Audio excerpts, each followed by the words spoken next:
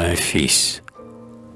Que de fois j'ai rêvé, seul hélas, sur la terre, un ange aux blancs cheveux qui me nommait sa mère, un enfant blanc et rose entre mes bras couchés, jeune être souriant au soleil, à la vie, unique et cher espoir de mon âme ravie, trésor où mon amour se serait épanché.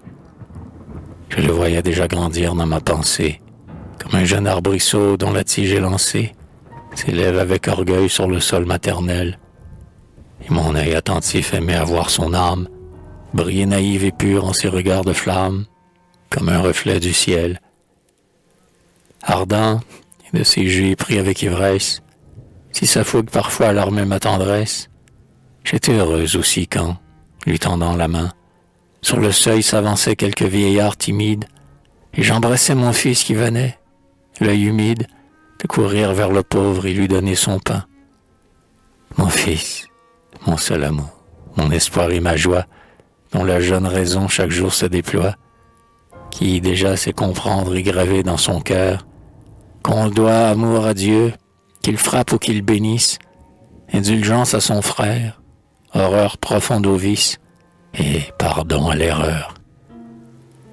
Quand ma voix, faible écho de notre belle histoire, s'essayait lui conter quelques scènes de gloire, un sympathique orgueil l'enflamme à mon récit. D'un feu plus éclatant son regard étincelle, et tout trahit déjà, dans ce corps tendre et frêle, une âme neuve et forte où la vertu grandit. Mais si je plains la France à l'étranger vendu, son char triomphal renversé et, vaincu, pleurant la trahison de ses enfants ingrats, veuve de son héros, règne découronné, il me dit rougissant de l'avoir profané. Mais, oh, n'achève pas. Mais le temps a volé, de l'enfant qui s'efface, l'homme au front rayonnant vient de prendre la place, qu'il est noble, superbe et que de majesté. Tel devait être Adam sortant des mains divines, quand les anges, ravis aux célestes collines, descendaient vers Éden, admirant sa beauté. La Vierge à son espèce étonnant d'être émue, sans palpiter son cœur, rougit, baisse la vue, la relève aussitôt pour le suivre de l'œil, et moi que ses vertus, ses succès rendent fier, je le contemple alors, et trop heureuse mère, je m'enivre d'orgueil.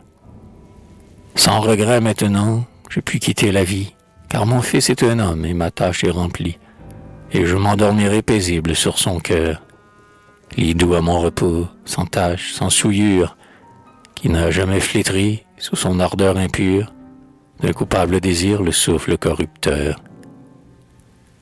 Va, si pour toi les jours sont féconds en orage, si ton bel horizon s'obscurcit de nuages, et que tes yeux en pleurs cherchent en vain les cieux, tu porteras toujours, pour vaincre avec constance, et le divin amour et la ferme espérance, dans ton sein généreux. Je veillerai sur toi de la céleste voûte, mes regards maternels te suivront dans ta route.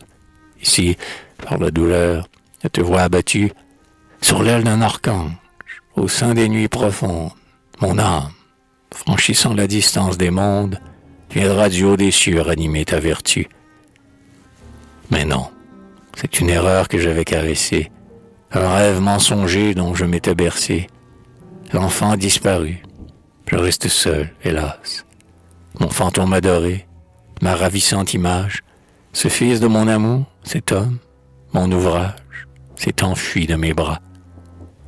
Tel parfois un nuage aux formes fantastiques, semble offrir à nos yeux des temples, des portiques, peuplés de séraphins, se berçant dans l'azur, d'anges tout rayonnants dans leur céleste voile, chantant l'hymne éternel et couronnant d'étoiles, sur des trônes brillants, les vierges au front pur.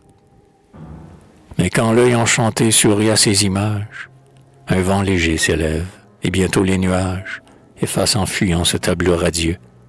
Ainsi, disparaissant de mon âme ravie, ce songe qui charmait ma douce rêverie, se perdit dans les cieux.